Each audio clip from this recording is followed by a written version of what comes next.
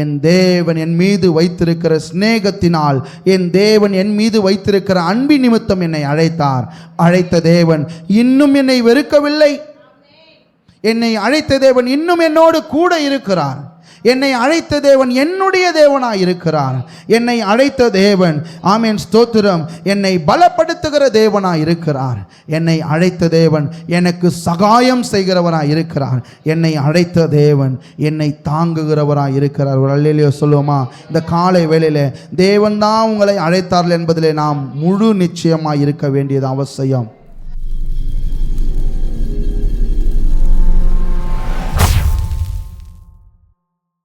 ஸ்தோத்திரம். வாசிக்கலாம். ஏசாயா 41 அதிகாரம் 9வது வசனம். ஏசாயா தீர்க்கதரிசியின் புஸ்தகம் 41வது அதிகாரம். நான் பூமியின் கடையாந்தரங்களில் இருந்து உன்னை எடுத்து அதன் எல்லைகளில் இருந்து அழைத்து வந்து, நீ என் தாசன், நான் உன்னை தெரிந்து கொண்டேன், நான் உன்னை வெறுத்து விடவில்லை என்று சொன்னேன். அல்லேலூயா, அல்லேலூயா. இந்த வார்த்தையை ஆண்டவர் ஸ்தோத்திரம் பாபிலோனின் அடிமையாக இருக்கிற தங்களுடைய பிள்ளைகளுக்கு சொல்லுகிறார். பாபிலோனியர்கள் பாவம் செய்கிறவர்களாக இருந்தார்கள். ஆனாலும் நான் உங்களை எப்படி தெரிந்து கொண்டேன்? பூமியின் கடையாந்தரங்களில் தெரிந்து கொண்டேன். இன்றைய செய்தியின் தலைப்பை நாம் கவனமாய் கருத்தில் கொள்ள அன்பாய் கேட்டுக்கொள்கிறேன். உன்னை அழைத்த தேவன், உன்னை அழைத்த தேவன். ஸ்தோத்திரம். ஒருவர் அல்லேலூயா, அல்லேலூயா. உங்களை அழைத்த தேவன். இந்த காலை வேளையில் இங்கே வந்திருக்கிறோம். உங்களை நான் அழைத்தனா அப்படின்னு சொன்னால், நான் தான் அழைத்தேன். ஆனால் என் மூலமாய் ஆண்டவர் இயேசு அழைத்தார். அல்லேலூயா, அல்லேலூயா. ஒருவேளை உங்கள் நண்பர்களை அழைத்திருக்கலாம், உங்களுடைய உறவினர்கள் ஒருவேளை இயேசுக்குள்ளே அழைத்திருக்கலாம், வேற யாராகிலும் உங்களை அழைத்திருந்தாலும் கூட ஆண்டவர் தான் உங்களை அழைத்தார் என்கிற நம்பிக்கை உங்களுக்கு முதலாவது இருக்க வேண்டும். ஏனென்று சொன்னால், அவர் நம்மை எப்படி அழைத்தார் என்று சொன்னால், வாசிக்கலாம். ஏசாயா 41 வசனம் 8 வாசிக்கலாமே. எப்படி நம்மை அழைத்தார்? என் தாசனாகிய இஸ்ரவேலே, நான் தெரிந்து கொண்ட யாக்கோபே, என் சிநேகிதனான ஆபிரகாமின் சந்ததியே. பாருங்க, என் சிநேகிதனான. அப்போனா என்ன அர்த்தம்னா, ஆண்டவர் தன்னுடைய சிநேகத்தினால், அவருடைய அன்பினால் நம்மை அழைத்தார். முதலாவது புரிந்து கொள்ள வேண்டும், எந்த ஒரு நோக்கத்திற்கு அழைக்கவில்லை, முதலாவது அன்பினால் நம்மை அழைத்தார். அழைத்த அழைப்பு எப்படிப்பட்ட அழைப்புனா, அவர் அன்பி நிமித்தம், சிநேகத்து நிமித்தம், நான் நேசித்த ஆபிரகாமின் சந்ததியே என்று சொல்லி ஆண்டவர் சொல்லுகிறார். ஆண்டவர் நம்மை மிகவும் நேசித்தார். ஏனென்று சொன்னால், ஆண்டவர் தனியாக தான் இருந்தார் இந்த பூமியில். பூமியிலன்னு சொல்ல முடியாது, இந்த உலகத்தில். உலகம் சொல்கிறதா பூமின்னு சொல்கிறதான்னு தெரியல. ஆண்டவர் அனாதையாய் தனியாக இருந்தார். அவருக்கு தூதர்கள் அவரே உண்டாக்கினாலும் தூதர்கள் அவரை ஆராதித்தார்கள். ஒரு உணர்வுபூர்வமான கனெக்ஷன் இல்லை, ஒரு பாண்டிங் இல்லை. அப்படிப்பட்ட சூழ்நிலையில் ஆண்டவர் பூமியை உண்டாக்கினார். அதன் சர்வ சேனைகளையும் சிருஷ்டித்தார்.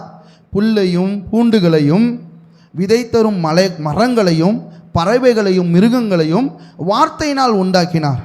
ஆனால் இங்கே மிக முக்கியமாய் கவனிக்க வேண்டும். வாசிங்க, ஆதியாகமத்தின் புஸ்தகம் இல்லை 1ஆம் அதிகாரம், 1ஆம் அதிகாரத்தின் 26ஆம் வசனத்தை. பின்பு தேவன் நமது சாயலாகவும் நமது ரூபத்தின்படியையும் மனுஷனை உண்டாக்குவோமாக, அவர்கள் சமுத்திரத்தின் மச்சங்களையும் ஆகாயத்து பறவைகளையும் மிருக ஜீவன்களையும் பூமியின் அனைத்தையும் பூமியின் மேல் ஊறும் சகல பிராணிகளையும் ஆள கடவர்கள். அல்லேலூயா, அல்லேலூயா. புதுசாக திருமணமானவங்களுக்கு நிறைய அந்த காரியங்கள் டிஸ்கஷன் பண்ணுவாங்க. உன்ன மாதிரியே அழகான ஒரு பிள்ளையை பெற்று, அப்படிதான் சொல்லுவோமா? உன்ன மாதிரியே அழகான ஒரு பிள்ளையை பெக்கணும். அவன் என்ன பண்ணணும்? நம்முடைய குடும்பத்தில் நல்ல ஒரு உயர்வாக வரணும். அவனுக்கு நம்ம எல்லாத்தையும் செய்யணும். நாம் அனுபவித்ததை விட அவன் நல்லா இருக்கணும். யாரும் சொல்லலையா அந்த மாதிரி? கல்யாணம் பண்ண புதுசில் நான் சொல்லியிருக்கிறேன், எனக்கு ஆண்டவர் நல்ல ஒரு குழந்தைய கொடுக்கும்போது அதுக்கு நல்ல நம்மளை ஒருவேளை நம்ம கஷ்டப்பட்டது போல் அவன் கஷ்டப்படாமல் நல்லா நடத்துவோம். அப்படி யோசிச்சுருக்கீங்களா? நான் ஏன்னா மாற்றி சொல்கிறேன்னா யோசிச்சிருக்கிறோம்.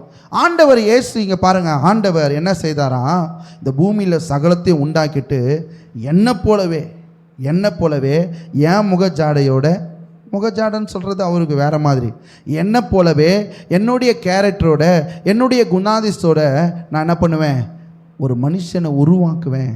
உருவாக்குறது என்பது எப்படி, இன்றைக்கு குழந்தை பெற்றிருப்பது அப்படி தானே. ஆண்டவர் அதற்கு எப்படி உயிரை கொடுத்தார் அப்படின்னு சொன்னால், ஜீவ சுவாசத்தை கொடுத்து என்ன செய்தாரா, ஆமே, நம்மை பிறக்க செய்தார். ஸ்தோத்திரம். முதலாவது ஆண்டவர் உங்களையும் என்னையும் பிள்ளையாக என்ன பண்ணார், இந்த உலகத்தில் கொண்டு வந்தார். ஒரு அல்லேலூயா சொல்லுவோமா? அல்லேலூயா. பிள்ளையாக கொண்டு வந்தார். ஏன் வேற மாதிரி உருவாக்கி இருக்கலாமே, நம்மள மாதிரியே இருக்கணும் சொல்றாரு. நமது ரூபத்தின்படியையும் நமது சாயலாகவும் படைப்போன்னு சொல்றார். அப்போ என்ன அர்த்தம் அப்படின்னா, என் பிள்ளை என்ன மாதிரியே இருக்கணும்னு சொல்லி தான் ஆண்டவர் பிள்ளையாக உருவாக்கினார். அடிமையாகவோ அல்லது இந்த பூமியை பராமரிப்பதற்காக ஆண்டவர் உருவாக்கவில்லை. நம்மை பிள்ளை என்கிற ஒரு அந்தஸ்தில், ஒரு உறவில் நம்மை நிற்க செய்ய வேண்டும் என்று சொல்லி தான் ஆண்டவர் நம்மை உருவாக்கினார். ஸ்நேகத்தினால் நம்மை போலவே இந்த பூமி அனைத்தையும் அவன் ஆண்டு என்ன பண்ணணும், பெருகணும்னு சொல்லி தான் ஆண்டவர் படைத்தார். ஆனால் நம்முடைய ஆதாம், முற்பிதாவாகிய ஆதாம் தவறு செய்தது நிமித்தம் அந்த உறவு முறிக்கப்பட்டதினால் திரும்பவும் அந்த உறவை புதுப்பிக்க தான் ஆண்டவர் உங்களையும் என்னை அழைத்தார். முதலாவது, இந்த பூமியில் உனக்கு ஐஸ்வர்யம் தருவன்னு கூப்பிடல, இந்த உலகத்தில் உன்னை நல்லா வைப்பேன்னு கூப்பிடல, உனக்கு சுகத்தை தருவேன்னு ஆண்டவர் கூப்பிடல. எதற்கு அழைத்தார் பாருங்க, வாசிக்கலாம். 1 கொரிந்தியர் 1:9. 1 கொரிந்தியர், நம்முடைய குமாரனும் தம்முடைய குமாரனும் கர்த்தருமாய் இருக்கிற இயேசு கிறிஸ்துவோடே ஐக்கியமாய் இருப்பதற்கு உங்களை அழைத்த தேவன் உண்மையுள்ளவர். அல்லேலூயா. இங்கே பாருங்க, எதற்காக அழைத்தாரா, இயேசு கிறிஸ்துவோடு ஐக்கியமாய் இருப்பதற்கு அழைத்தார். அல்லேலூயா. இயேசு கிறிஸ்துவோடு திரும்ப அந்த அப்பா என்கிற ஸ்தானம், ஆமென், அந்த உறவுக்குள்ள திரும்பவும் நம்மை கட்ட வேண்டும் என்பதற்காக தான் அழைத்தார். அதுவும் எப்படிப்பட்ட கட்டப்படுதல் தெரியுமா, நித்தியமாய் அவரோடு இருக்கும்படியான ஒரு அழைப்பு. ஒரு அல்லேலூயா சொல்லுவோமா இந்த காலை வேளையில்? ஆமென், ஸ்தோத்திரம்.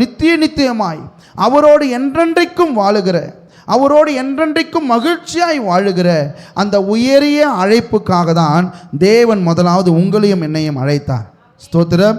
உங்களை ஆசீர்வதிப்பேன், உங்களை பெரிதாக்குவேன், உங்களை ரட்சிப்பேன். அது எதுக்காக? எல்லாம் தேவனுடைய சமூகத்தில் அவரோடு மகிழ்ந்திருப்பதற்காக தான் அழைத்தார்.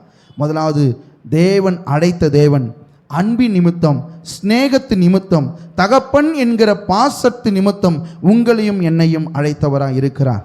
மனுஷன் உங்களை அழைக்கவில்லை. ஒருவேளை இயேசுவின் இடத்தில் யாரோ உங்களை அழைத்திருக்கலாம், யாரோ ஒருவர் அழைத்திருக்கலாம், அவர்கள் உங்களை அழைக்கவில்லை. இயேசு கிறிஸ்து அவரோடு ஐக்கியமாக இருப்பதற்கு அழைத்தார். எப்படிப்பட்ட அழைப்பு தெரியுமா? பூமியின் கடையாந்தரங்களிலே மனுஷன் நிமித்தம் பின்னுக்கு தள்ளப்பட்ட வாழ்க்கையில் இருந்த நம்மை ஆண்டவர் முன்னுக்கு அழைக்கிறார். அல்லேலூயா, ஆமென். பூமியின் கடையாந்தரம், இது சொல்லப்பட்ட ஒரு கான்டெஸ்ட் வேற. ஆனால் நான் உங்களுக்கு இப்படி சொல்லுகிறேன், பூமியின் கடையாந்தரங்களில் என்று சொல்லும்போது மனுஷன் உங்களை பின்னுக்கு தள்ளினான், பின்பாக தள்ளினான். என்னை விட நீ முன்பு இருக்கக்கூடாதுன்னு சொல்லி, வாழ்க்கையில் என்னை விட நீ பின்னாடி இருக்கணும்னு தள்ளின மனுஷங்களை மத்தியில் உன்னை முன்பாக இழுக்கும்படி ஆண்டவர் அழைத்தார். அல்லேலூயா, அல்லேலூயா. அது மாத்திரமல்ல, எல்லையில் இருந்து, எல்லை வாழ்க்கையின் முடிவில் இப்படியே விட்டா இந்த குடும்பம் இன்னும் கீழுக்கு தான் போகும், இது மேலே வராது. முடிவில் இருந்த உங்களுடைய வாழ்க்கையை ஆண்டவர் துவங்கும்படி அழைத்தார். அவர் அல்லேலூயா சொல்லுவோமா? ஆமென். அன்பின் நிமித்தம் தூரத்தில், கடையாந்தரத்தில், கடைசியில் இருந்த, வாழ்க்கையின் முடிவில் இருந்த உங்களையும் என்னையும் ஆண்டவர் முன்னுக்கு வரும்படி, அவரோடு இணைந்து கொள்ளும்படி, என்றென்றைக்கும் அரசாளும்படி, அவரோடு சந்தோஷமாய் இருக்கும்படி ஆண்டவர் உங்களையும் என்னையும் அழைத்தார். நம்மை அழைத்த தேவன் அன்பின் நிமித்தம் அழைத்தார். முதலாவது புரிந்து கொள்ள வேண்டும், அன்பின் நிமித்தம், ஸ்நேகத்தின் நிமித்தம் நம்மை அழைத்தார். சரி, அழைத்த தேவன் ஓகே, நம்மை அழைத்துட்டாரு. அழைத்ததினால் ஆண்டவர் நமக்கு தருகிற காரியம் என்ன, அதை தான் நம்ம இன்னைக்கு வாசிக்க போகிறோம். அதே 41ஆம் அதிகாரத்திற்கு வந்துருவோமே. ஏசாயா தீர்க்கதரிசியின் புஸ்தகம் 41ஆவது அதிகாரத்தின் 9ஆம் வசனத்தின் கடைசி பகுதியை வாசிப்போம். நான் உன்னை வெறுத்து விடவில்லை, அழைத்த தேவன் முதலாவது நம்மை என்றைக்கும் வெறுக்க மாட்டார். சிநேகத்தின் நிமித்தம், அன்பின் நிமித்தம் அழைத்த ஆண்டவர், நீ அழகா இல்லை, உன்னிடத்தில் குறைச்சல் உண்டு, நீ குறையுள்ளவன், நீ அழுக்குள்ளவன் என்று ஆண்டவர் நம்மை வெறுப்பது இல்லை. அல்லேலூயா. அநேகர் பாருங்க, ஸ்தோத்திரம், பெற்ற பிள்ளையை கூட பெற்றோர்கள் வெறுத்து இருக்கிறாங்க. உண்மையாக சொல்லப்போனால் இன்றைக்கி நிறைய நடக்குது. ஏன் வெறுக்கிறாங்க? ஒரு கட்ட எல்லையை தாண்டி எவ்வளோ சொன்னாலும் கீழ்ப்படிவது இல்லை.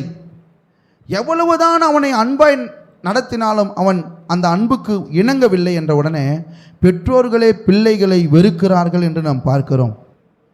கணவன் மனைவி திருமணம் செய்யும் போது என் ரூபவதியே, என் சிநேகிதியே என்று அழைத்தவர்களும் கூட நம்மை ஒரு கட்டத்தில் வெறுத்து விடுகிறார்கள். நம்மோடு உயிருக்குயிராய் இருந்த நண்பர்களும் கூட நம்மை வெறுத்து விடுகிறார்கள். நம்முடைய உறவினரும் கூட குறைச்சலின் நிமித்தம் நம்மை வெறுக்கிறார்கள். ஸ்தோத்திரம். பாருங்க, நண்பர்கள் வெறுக்கிறாங்க, சண்டை, சின்ன சண்டை வந்தாலும் வெறுத்துடுறாங்க. நம்முடைய வாழ்க்கையில் குறைவாக இருக்கிறோம், அவங்கள விட ஸ்டேட்டஸில் குறைவாக இருக்கிறோம் அல்லது கீழே தள்ளப்பட்டிருக்கிறோம் என்று சொன்னால் நம்மை வெறுக்கிற ஜனங்கள் உண்டு. நம்மிடத்தில் எதை கேட்டாலும் இல்லை என்கிற காரியத்து நிமித்தம் நம்மை வெறுக்கிறவர்கள் உண்டு. வியாதிப்படும் போது வெறுக்கிறவர்கள் உண்டு. நல்ல திடகாத்திரமாக இருக்கும்போது, வேலை செய்யும்போது, நிறைய பேர் நாங்கள் பார்க்குறேன், வேலை செய்யும்போது சின்ன வயசுலேருந்து ரொம்ப நாள் வேலை செய்வாங்க, ஆடு மாடாக போட்டு உழைப்பாங்க. ஆனால் அவங்களுக்கு பலன் குறைஞ்ச உடனே அப்படியே வெறுத்துருவாங்க. டோட்டலாக வேற ஒருத்தனை என்ன பண்ணுறாங்க, எடுத்துக்கிறாங்க. பெற்ற பெற்றோர்களை கூட, நல்லா சின்ன வயசில் பிள்ளைகளை நன்றாய் வளர்த்தவர்களை கூட பிள்ளைகள் கடைசியில் வெறுத்து தள்ளுகிறதை நாம் பார்க்கிறோம். நிறைய பார்க்கிறோமா இல்லையா? இதெல்லாம் பிரிக்க முடியாத உறவாய் முன்பு இருந்தது. தாயும் பிள்ளையோட உறவை பிரிக்க முடியாது. வெறுப்பு அவ்வளோ சீக்கிரம் வந்துடாது. கணவன் மனைவிக்குள்ளே அவ்வளோ சீக்கிரம் வெறுப்பு வராது. உறவினர்கள் கொடுத்த அவ்வளோ சீக்கிரம் வெறுப்பு வராது. நண்பர்களிடத்தில் கூட அவ்வளோ சீக்கிரம் வெறுப்பு வராது. ஆனால் இன்றைக்கு சின்ன சின்ன காரியத்திற்கெல்லாம் நம்மை வெறுக்கிற ஒரு கூட்டம் உண்டு. ஸ்தோத்திரம். அழகில்லை அதனால் வெறுக்கிற கூட்டம். ஸ்தோத்திரம். வறுமை, கொடுக்கிறதுக்கு இல்லை, அவங்க சொன்னதை நாம் செய்யலை. ஸ்தோத்திரம். வயதாவது நிமித்தம் வெறுப்பு. ஆனால் ஆண்டவர் சொல்கிறார், அழைத்த தேவன் இன்னும் உங்களை வெறுக்கவில்லை, எந்த சூழ்நிலையிலும் உங்களை வெறுக்கவில்லை. அழைத்த அழைப்பு எவ்வளவு பெரிய அழைப்பு தெரியுமா? அல்லேலூயா. சிநேகத்தின் நிமித்தம் தன்னுடைய உயர்ந்த, ஆமேன், ஸ்தோத்திரம், அவருடைய மதிப்பையும் விட்டு வந்து நமக்கென்று சொல்லி அவருடைய முழு இரத்தத்தையும் சிந்தி அவர் நமக்காக மரித்து அவரோடு சேர்த்து கொள்ளும்படி அழைத்த அழைப்பு. ஸ்தோத்திரம். அது, அந்த அழைப்பு ஒருபோதும் நம்மை வெறுக்கவில்லை. உங்களையும் என்னையும் அழைத்த தேவன் ஒருபோதும் வெறுக்கவில்லை. நாம் பாவம் செய்திருக்கலாம், தேவனை தூஷித்திருக்கலாம், தேவனுக்கு விரோதமாய் நடந்திருக்கலாம், அவர் விரும்பாதபடி கூட நம்ம செய்திருக்கலாம். ஆனால் ஆண்டவர் இயேசு உங்களை வெறுக்கவில்லை என்பதை நீங்கள் புரிந்து கொள்ள வேண்டும். அதனால் வெறுக்கலைன்றதுனால நாம் திரும்பி அதே நிலையில் இருக்கக்கூடாது. ஸ்தோத்திரம். என்னை நேசிக்கிற தேவனுக்காக எல்லாவற்றையும் விட்டு என்ன பண்ணணும், அந்த அழைப்பில் உறுதியாக நிற்கணும். நான் பின்னாடி சொல்கிறேன். நம்ம எந்த நிலையில் இருந்தாலும் கர்த்தர் நம்மை வெறுக்கிறது இல்லை. அல்லேலூயா, அல்லேலூயா. கடனாளியாக இருந்தாலும் சரி, வியாதியாக இருந்தாலும் சரி, அழகில்லாமல் இருந்தாலும் சரி, ஒதுக்கினாலும் சரி, நம்மை வெறுக்காத தேவன், அழைத்ததினால் நம்மை வெறுக்காத தேவன். அநேகர் நம்மை அழைத்து வந்திருக்கலாம், உன்னை கல்யாணம் பண்ணிக்கிறேன், கடைசி வரையும் பார்த்துக்கிறேன், எல்லாம் சொல்லியிருக்கலாம். ஒருபோதும் நான் உன்னை கைவிட மாட்டேன், அடிக்க மாட்டேன், நிந்திக்க மாட்டேன்னு சொன்னவங்க கூட என்ன பண்ணியிருக்கலாம், நம்மை வெறுத்து இருக்கலாம். ஆனால் அழைத்த தேவன் நம்மை இன்னும் வெறுக்கவில்லை, இனியும் வெறுக்க மாட்டார். அல்லேலூயா.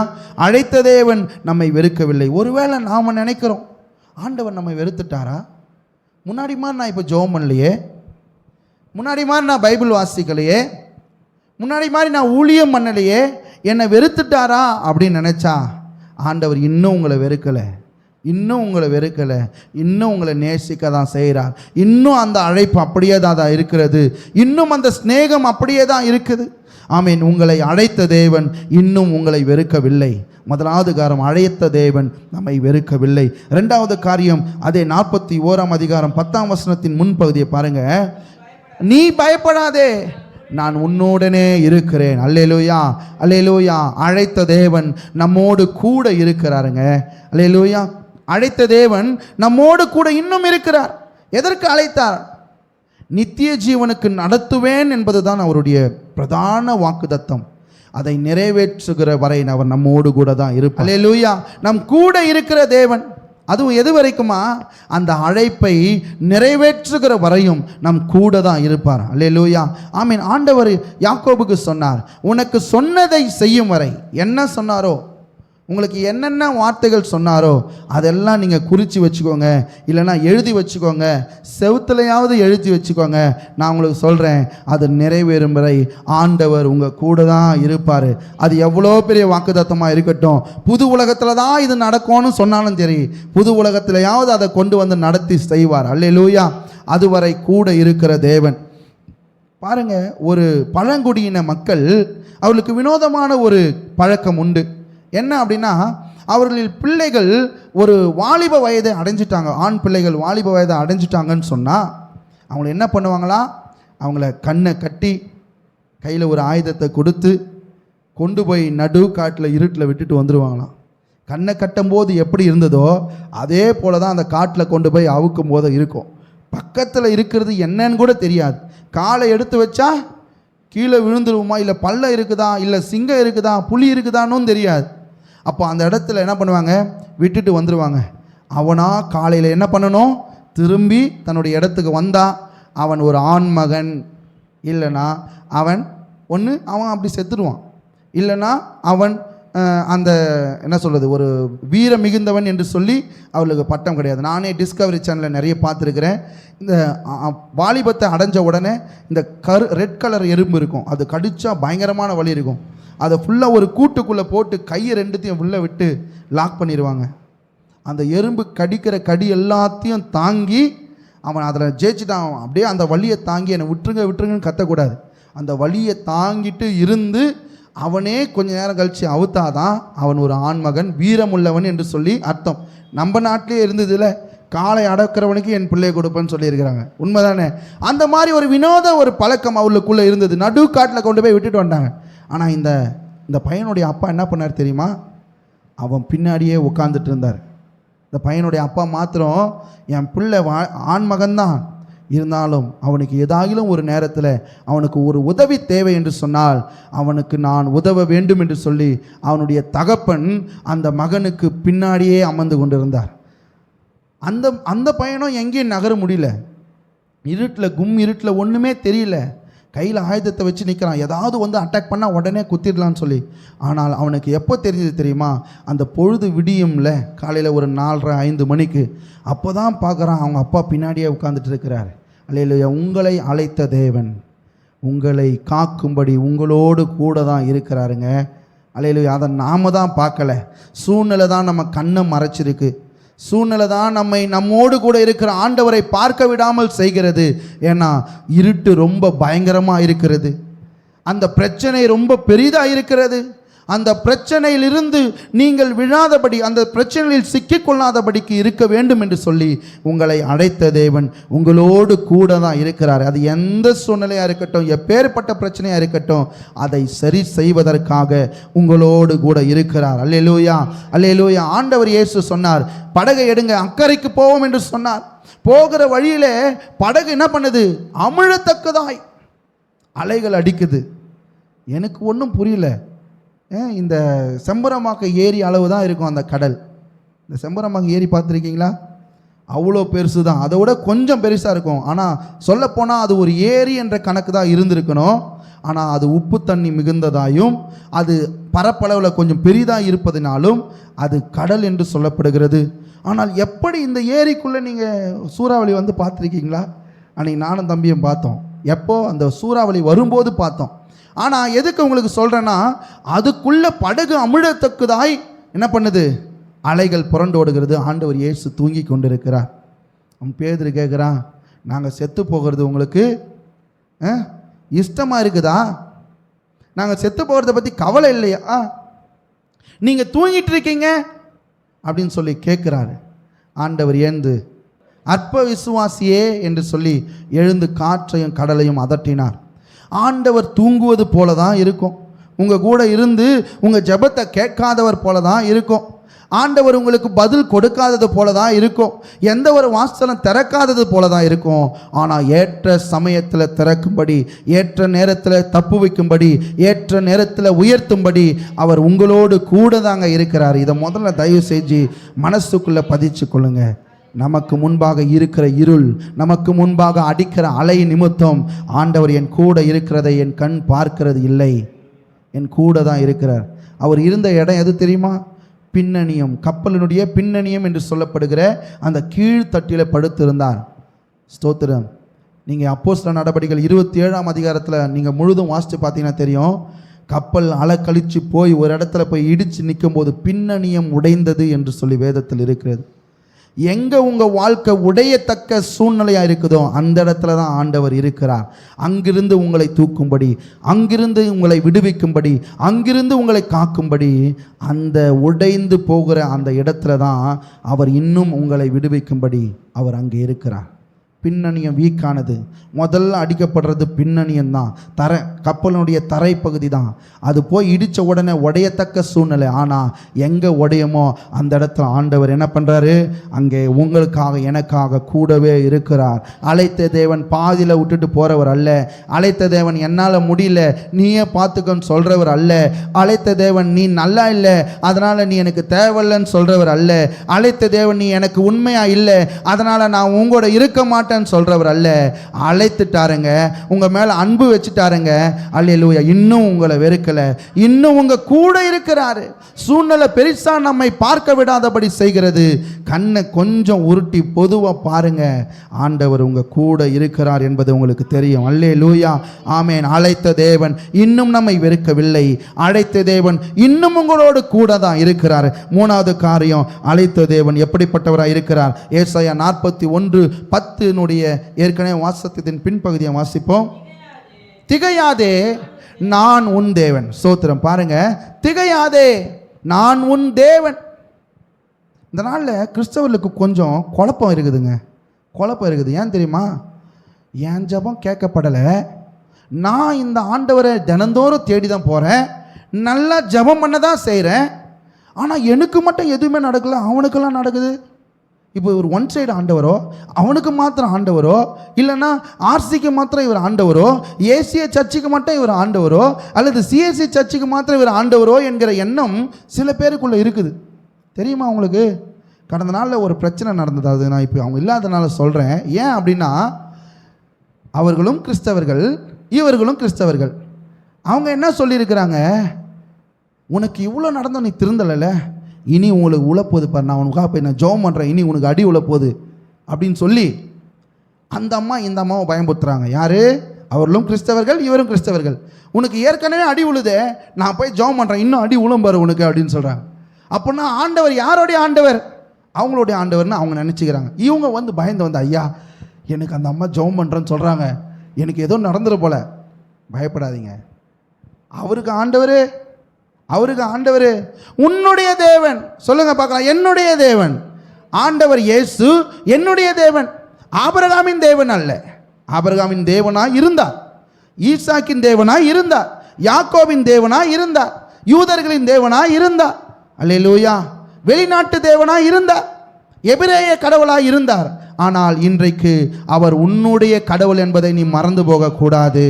அவர் உன்னுடைய தேவனாய் இருக்கிறார், அவர் என்னுடைய தேவனாய் இருக்கிறார். அல்லேலூயா, அல்லேலூயா. அவர் ஒருபோதும் ஒரு பிள்ளைக்காக இன்னொரு பிள்ளையை அடிக்கிறவர் இல்லை. எல்லாரும் பிள்ளைகள் தானே. அவர் எல்லாருக்கும் அவர்களுடைய நிலையில் அவர்களுடைய தேவன் தாங்க. ஆமேன், ஸ்தோத்திரம். அவர்கள் கிறிஸ்தவர்களாக இருக்கலாம், நல்லா கொடுக்குறவங்களா இருக்கலாம், ஊழியம் செய்கிறவங்களா இருக்கலாம். ஆமேன். நான் ஜெபம் பண்ணால் உனக்கு இப்படி ஆகிடும்னு சொன்னால், ஏய் போயா, ஏன் தேவனியா அவரு, ஏன் அப்பாயா எனக்கு தெரியாதா, நீ ஜெபம் பண்ணால் என்ன அச்சிருவாரா? ஒன்றும் நடக்காது. நீங்கள் பயப்பட தேவையில்ல. அவர் உங்களுடைய தேவன், ஆபிரகாமின் தேவன், ஈசாக்கின் தேவன், யாக்கோபின் தேவன் என்று சொல்லப்பட்ட தேவன் உன்னுடைய தேவனாய் இருக்கிறார் என்பதை நீ மறந்து போகக்கூடாது. நீ சொல்லுகிற ஒவ்வொரு ஆமேன் காரியத்திற்கும் பதில் சொல்லுகிற தேவனாய் இருக்கிறார். நீ கூப்பிடுகிற கூப்பிடுதலுக்கு செவி சாய்த்து கேட்கிற தேவனாய் இருக்கிறார். நீ கதறுகிற ஒவ்வொரு கதறலுக்கும் அவர் பதில் தருகிறவராய், அதற்கு பதில் செய்கிறவராய் இருக்கிறபடினாலே நீ சோர்ந்து போக வேண்டாம். அழைத்த தேவன் ஆமீன் உன்னை வெறுக்கவில்லை. அழைத்த தேவன் உன்னோடு கூட இருக்கிறார். அழைத்த தேவன் உன்னுடைய தேவனாய் இருக்கிறார். உன்னை அழைத்த தேவன் அவருடைய தேவன் அல்ல, வெளிநாட்டு தேவன் அல்ல. ஆமீன் ஸ்தோத்திரம். யூதர்களின் தேவன் அல்ல, பரிசுத்தவான்களின் தேவன் அல்ல, பாவமே செய்யாதவர்களின் தேவன் அல்ல. அவர் உன்னுடைய தேவன். உன்னை விடுவிப்பார், தாங்குவார், ஏந்துவார், சுமப்பார். நீ கூப்பிடுகிற கூப்பிடுதலுக்கு பதில் கொடுப்பார். உனக்கு நியாயம் செய்வார். ஸ்தோத்திரம். ஆபிரகாமையும் உன்னையும் எதிர்க்க நிற்க வச்சா யார் உனக்கு முக்கியம்னு ஆண்டவர்கிட்ட நம்ம கேட்குறோன்னு வச்சுக்கோங்களேன். ஆண்டவர் என்ன சொல்லுவார்னு நினைக்கிறீங்க? ஆபிரகாம் என்னை ரொம்ப விசுவாசித்துட்டான்பா, அதனால் ஆபிரகாம் தான் முக்கியம்னு சொல்லுவார்னு நினைக்கிறீங்களா? அவர் எந்த இடத்திலிருந்து பார்த்தாலும் அவர்களுக்கு அவர் உரித்தானவராய் இருக்கிறார். அல்லேலூயா. அவர் என் பங்கு, என்னை வெட்டி எடுக்கப்படாத நல்ல பங்காய் அவர் இருக்கிறார். அவர் உன்னுடைய தேவனாய் இருக்கிறார் என்பதை மறந்து போகாத. அல்லேலூயா. நிறைய கிறிஸ்தவர்கள் மத்தியில் ஆமேன் அநேகர் அவர்கள் உண்மையாய் ஊழியம் செய்கிறாங்க, உண்மையாக ஜெபம் பண்ணுறாங்க, அவங்களுக்கு மட்டும் அற்புதம் நடக்குது. இவர் அவங்களுடைய தேவனாக இருப்பாரோ அப்படின்னு நினச்சிடாதீங்க. உங்களுடைய தேவன் ஏற்ற காலத்தில் உங்களுக்கு உதவி செய்ய அவர் தீவிரிக்கிற தேவனாக இருக்கிறார். அல்லேலூயா, அல்லேலூயா. திகைக்க வேண்டாம், கலங்க வேண்டாம், பதற வேண்டாம். அவர் உன்னுடைய தேவனாய் இருக்கிறார். அவர் உன்னுடைய தேவனாய் இருக்கிறார் என்று சொன்னால் உனக்கான யாவையும் அவர் பார்த்து கொள்வார். ஒரு அல்லேலூயா சொல்லுவோமா? அல்லேலூயா. தேவனால் செய்ய முடியாத அதிசயம் ஒன்றுமே இல்லை. தேவன் சொல்ல ஆகும், கட்டளையிட நிற்கும்.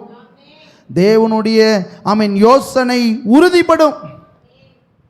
அவர் வார்த்தை அதை செய்து முடிக்கும். ஒரு அல்லேலூயா, அல்லேலூயா, ஆமேன். அழைத்த தேவன் உன்னுடைய தேவனாய் இருக்கிறார்.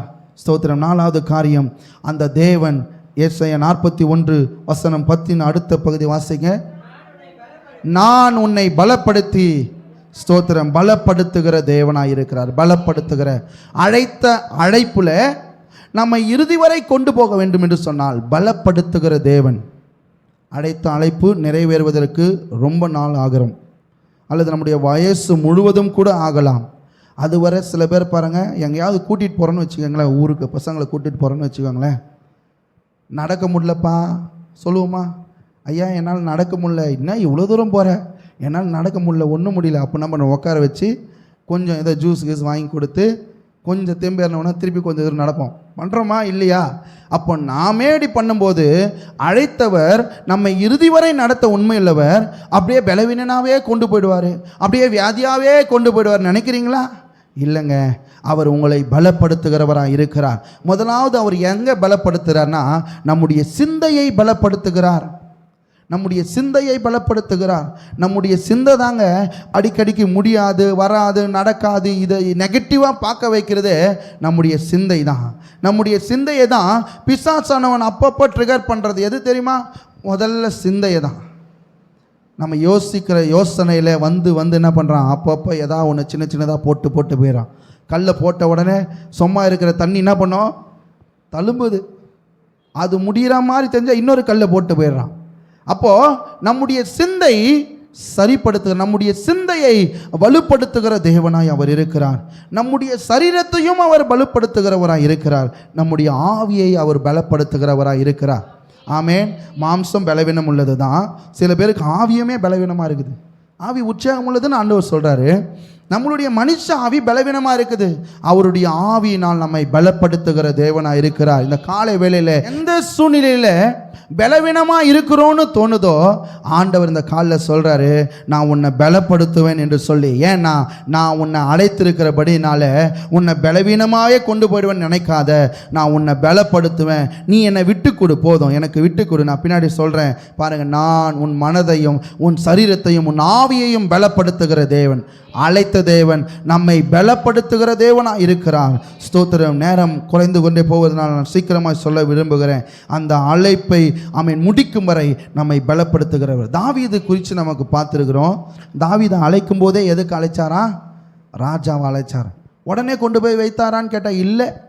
எவ்வளோ நாளுங்க? முதலாவது அவருடைய சிந்தையை தான் பலப்படுத்தினார் ஆண்டவர். அவனுடைய மனது எப்படி இருந்தது? லோ எஸ்டீம் அப்படின்னு சொல்கிறாங்க. லோ எஸ்டீம்னா நம்மை நாமே தாழ்வாக நினைத்து கொள்வது.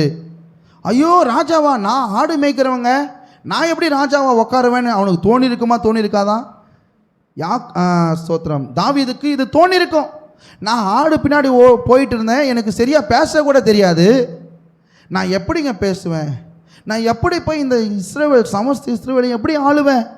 ஐயோ, அந்த சவுலு நல்ல ஹைட்டு வாட்டர் சாட்டமாக இருக்கிறாரே, அவர் நல்ல நிர்வாகம் பண்ணுறவராக இருக்கிறாரே, நான் எப்படி அங்கே போய் உட்கார முடியும்? சவுலுக்கு அப்புறம் அவன் பையன் தானே வர முடியும் ராஜஸ்தானத்துக்கு. ஆடு மேய்க்கிற நான் எப்படிங்க அங்கே வர முடியும்? அவன் மனநிலைமையை ஃபஸ்ட்டு ஆண்டவர் தொடர்றாருங்க. அவன் மனநிலைமையை ஃபஸ்ட்டு ஆண்டவர் பலப்படுத்துகிறார். ரெண்டாவது சரீரத்தையும் அதற்கு பலப்படுத்துகிறார். எங்கே பலப்படுத்துகிறாரு? சிங்கத்தின் வாயை கிழிக்கவும் கரடி அடித்து போடவும் அவருடைய மாம்சத்தை பலப்படுத்தினார். ஆவியையும் பலப்படுத்தி தான் அவரை கொண்டு போய் அங்கே வைத்தார். உங்களுடைய வாழ்க்கையில் ஆண்டவர் எதற்காக அழைத்தார்? அவரோடு ஐக்கியமாக இருப்பதற்கு அழைத்தார். ஆனால் இந்த பூமியிலும் ஒரு சில காரியங்கள் நமக்கு நியமித்திருக்கிறார். அதை நிறைவேற்றுவதற்கு ஏற்ற பலனை கர்த்தர் நமக்கு தருவார். அதற்கேற்ற பலப்படுத்துதலை கர்த்தர் நமக்கு சீக்கிரத்திலே செய்து கொண்டிருக்கிறார். அவர் செய்து முடிப்பார். அல்லேலூயா, ஆமென். நம்முடைய சிந்தையை பலப்படுத்துவார், நம்முடைய சரீரத்தையும் நம்முடைய ஆவியையும் கர்த்தர் பலப்படுத்துவார். ஆகையாலே அவர் நம்மை பலப்படுத்துகிற தேவனாய் இருக்கிறார். ஐந்தாவது காரியம் என்ன சொல்லுதுன்னு பார்த்தீங்கன்னா, சகாயம் செய்கிறவர். சகாயம்னா என்னங்க? உதவி செய்கிறது, சப்போர்ட்டிவா இருக்கிறது. இந்த மாதத்தின் வாக்குத்தத்தம் என்ன? நான் உனக்கு ஆதரவாக இருப்பேன் அப்படின்னு சொன்னவர், உனக்கு நான் சகாயம் செய்வேன், அதிகாலையிலே அதற்கு சகாயம் செய்வேன். ஆமேன். உனக்கு எங்கெங்கெல்லாம் உதவி தேவையோ அந்தந்த இடத்துலலாம் உதவியை நான் ஏற்படுத்தி தருவேன் அப்படின்னு ஆண்டவர் சொல்கிறார். நான் சொல்கிறேன்னா வார்த்தை சொல்லுகிறது, அழைத்த தேவன் நமக்கு சகாயம் செய்கிற தேவனாய் இருக்கிறார். ஒரு அல்லேலூயா சொல்லுமா? உதவி செய்கிற நல்ல தேவனாய் இருக்கிறார். ஆமென், ஸ்தோத்திரம். நமக்கு தேவையான காரியங்களை பெற்றுத்தருவதற்கு உதவியாக இருக்கிறார். அல்லது நம்முடைய வாழ்க்கையின் ஒரு உயர்வை புஷ் பண்ணுவதற்கு அவர் உதவியை ஏற்படுத்துகிறவராய் இருக்கிறார். நிச்சயமாய் ஆண்டவர் நமக்கு சகாயம் செய்கிறதை நாம் பார்க்க முடியும். அல்லேலூயா. மோசேவுடைய அழைப்பு, மோசேவை அழைத்தாரு. அழைக்கும்போது நெருப்பு எரியுது, பயப்படுறான். மோசேவை பார்த்து, மோசே நீ பார்வோனுக்கு முன்னாடி போய் பேசணும். ஐயோயோ, பார்வோனா? அவனுக்கு பயந்து தாங்க நான் வெளியே ஓடி வந்தேன். அவனுக்கு முன்னாடி போய் எப்படி நிற்கிறது? அவனை பார்த்தாலே வாய் கொளருமே. ஏற்கனவே நான் ஆடுகளை பற்றி பேபேன்னு கத்தி எனக்கு வாய்ஸ் எல்லாம் போயிருச்சு. நான் என்ன பண்ணுவேன்னு யோசிக்கும் போது ஆண்டவர் சகாயத்திற்காக யாரை அனுப்புகிறாரு? ஆரோனை அனுப்புகிறார். உதவிக்காக, பேச்சுக்காக ஆரோனை அனுப்புகிறார். ஒருவேளை உங்களுக்கு முடியல, ஆமென், ஸ்தோத்திரம், இந்த வாழ்க்கையில் என்னால் நடக்க முடியலன்னு சொன்னால் உங்களுக்கு உதவியை கர்த்தரே ஏற்படுத்துகிறவராய், கர்த்தரே அந்த உதவியை செய்கிறவராய் அவர் இருப்பார். அல்லேலூயா, அல்லேலூயா. அழைத்த தேவன் உதவி இல்லாதபடி உங்களை திக்கற்ற நிலையில் விடுகிறவராக இருக்க மாட்டார். ஆமென், ஸ்தோத்திரம். இயேசு கிறிஸ்து மரிப்பதற்கு முன்பாக தன்னுடைய சீஷர்களை கூப்பிட்டு சொல்லுகிறார், நான் உங்களை விட்டு போகும் காலம் வருகிறது என்று சொல்லுகிறார். உடனே எல்லாரும் கலக்கம் அடைகிறாங்க. பயப்படாதீங்க, நான் உங்களை திக்கற்றவர்களாக விடேன், உதவியற்றவர்களாய் விடேன், நான் உனக்கு சகாயம் செய்வேன் என்று ஆண்டவர் சொல்லுகிறார். இந்த காலை வேளையில் நிச்சயமாய் ஆண்டவர் பேசி கொண்டிருக்கிறார் என்பதை என் உள்ளத்தில் உணர முடிகிறது. அழைத்த தேவன் உதவியற்ற நிலையில் விட மாட்டார், சகாயம் பண்ணுகிறவர். அல்லேலூயா. அவர் உங்களுக்கு சகாயம் பண்ணுவார், அவர் உங்களுக்கு ஆதரவாக இருப்பார், உதவிகளை ஏற்படுத்தி தருவார். அல்லேலூயா, ஆமென், ஸ்தோத்திரம். அடுத்ததாக ஏசாயா 41:10, ஆமென், நீதியின் வலது கரத்தினால் உன்னை தாங்குவேன். அல்லேலூயா. முடியல ஐயா, எனக்கு ஒரே சோதனை. ஒரு ஜான் வச்சா முளம் சறுக்குதுன்னு சொல்லுவாங்களா, ஒரு பழமொழி. ஒரு முளமா 3, ஏதோ ஒரு ஜான் தான் முக்கி ஏறுறோம், சர்ன்னு வலிக்கிட்டு என்ன பண்ணுறோம், பின்னாடி வரோம் கஷ்டப்பட்டு. அந்த மாதிரி பின்னாடி வர்ற நேரத்தில் தாங்கிறது தாங்க அவருடைய நீதியின் வலகரம். அல்லேலூயா. மனுஷன் தாங்கிறத பார்த்துருக்க மாட்டோம். எப்படியோ அவனோ எனக்கு உதவி இல்லை, ஆனால் யாரோ ஒருத்தர் மூலமாய் கர்த்தர் நம்மை தாங்குகிறவராக இருக்கிறார். கொஞ்சம் யோசிச்சு பாருங்களேன். எல்லா சூழ்நிலையும் இதுவரையும் தாங்கினார். தாவீது அதை தான் சொல்கிறார், என் கால்கள் சறுக்குகிறது என்று சொல்லும்போது ஆமென், நம்முடைய கிருபை என்னை தாங்குகிறது என்று சொல்லி. அல்லேலூயா. அவருடைய கரம் நம்மை தாங்குகிறது. அவருடைய தூதர்கள் நம்முடைய கால்கள் கல்லில் இடராதபடி கைகளில் ஏந்தி கொள்ளுவார்கள் என்று வேதம் சொல்லுகிறது. அழைத்த தேவன் நம்மை தாங்குகிறவராய் இருக்கிறார், நம்மை ஏந்துகிறவராய் இருக்கிறார், நம்மை சுமக்கிறவராய் இருக்கிறார். அல்லேலூயா, அல்லேலூயா. இந்த காலை வேளையில் ஆண்டவருடைய வார்த்தையை கேட்டுக்கொண்டிருக்கிற உங்களுடைய இருதயத்தில் நாம் மனதில் ஆழமாய் வைத்து கொள்ள வேண்டும். என்னை அழைத்தது மனுஷன் அல்ல, என்னை அழைத்தது என் வறுமை அல்ல, என்னை அழைத்தது என் சூழ்நிலை அல்ல. என் தேவன் என் மீது வைத்திருக்கிற சிநேகத்தினால், என் தேவன் என் மீது வைத்திருக்கிற அன்பின் நிமித்தம் என்னை அழைத்தார். அழைத்த தேவன் இன்னும் என்னை வெறுக்கவில்லை. என்னை அழைத்த தேவன் இன்னும் என்னோடு கூட இருக்கிறார். என்னை அழைத்த தேவன் என்னுடைய தேவனாய் இருக்கிறார். என்னை அழைத்த தேவன், ஆமென் ஸ்தோத்திரம், என்னை பலப்படுத்துகிற தேவனாய் இருக்கிறார். என்னை அழைத்த தேவன் எனக்கு சகாயம் செய்கிறவராய் இருக்கிறார். என்னை அழைத்த தேவன் என்னை தாங்குகிறவராய் இருக்கிறார். ஒரு அல்லேலூயா சொல்லுவோமா? இந்த காலை வேளையில் தேவன் தான் உங்களை அழைத்தார்கள் என்பதிலே நாம் முழு நிச்சயமாய் இருக்க வேண்டியது அவசியம். ஆனால் நாம் ஒன்றே ஒன்று செய்யணும், அழைத்த அழைப்பில் உறுதியாய் நிற்பதை நாம் செயல்படுத்த வேண்டும். அழைத்த தேவனுக்காக உறுதியாய் நிற்க வேண்டும் எந்த சூழ்நிலையிலும். ஸ்தோத்திரம், ஹல்லேலூயா, ஹல்லேலூயா. ஏதோ ஒரு சூழ்நிலையோடு நெருக்கத்தோடு கூட வந்திருக்கலாம், இல்லைன்னா நல்ல ஒரு பிரிஸ்கான மைண்டோடு கூட நீங்கள் வந்திருக்கலாம். ஏன் இப்படி போகுது, ஏன் இப்படி நடக்குதுன்னு கூட தெரியாமல் இருக்கலாம். ஆனால் அழைத்த தேவன் அவர் வெறுக்காதவர். அழைத்த தேவன் உன் கூட இருக்கிறார். ஏன்? எந்த ஒரு பலவீனமோ எந்த ஒரு சூழ்நிலையோ உன்னை உடைக்கக்கூடாதபடி, உன்னை நெருங்கக்கூடாதபடி, அழைப்பை விட்டு விலக்கி விடாதபடி, உன்னை காக்கும்படி தேவன் உன்னோடு கூட இருக்கிறார். அல்லேலூயா. தேவன் அவர்களுடைய தேவன் அல்ல, உன்னுடைய தேவனாய் இருக்கிறார். அல்லேலூயா. தேவன் உன்னை பலப்படுத்துகிறவராய் இருக்கிறார். தேவன் உனக்கு சகாயம் செய்கிறவராய் இருக்கிறார். தேவன் என்னை தாங்குகிறவராய் இருக்கிறார். இந்த காலை வேளையில் நம்முடைய மனதில் பதிப்பமாக, ஆமீன், கரங்களை உயர்த்தி, என்னை அழைத்த தேவன் இன்னும் என்னை வெறுக்கவில்லை. சொல்லுங்க பார்க்கலாம், கரங்களை உயர்த்தி சொல்லுங்க பார்க்கலாம். என்னை அழைத்த தேவன் இன்னும் என்னை வெறுக்கவில்லை. என்னை அழைத்த தேவன் இன்னும் என்னோடு கூட தான் இருக்கிறார். என்னை அழைத்த தேவன் என்னுடைய தேவனாய் இருக்கிறார். என்னை அழைத்த தேவன் என்னை பலப்படுத்துகிற தேவனாய் இருக்கிறார்.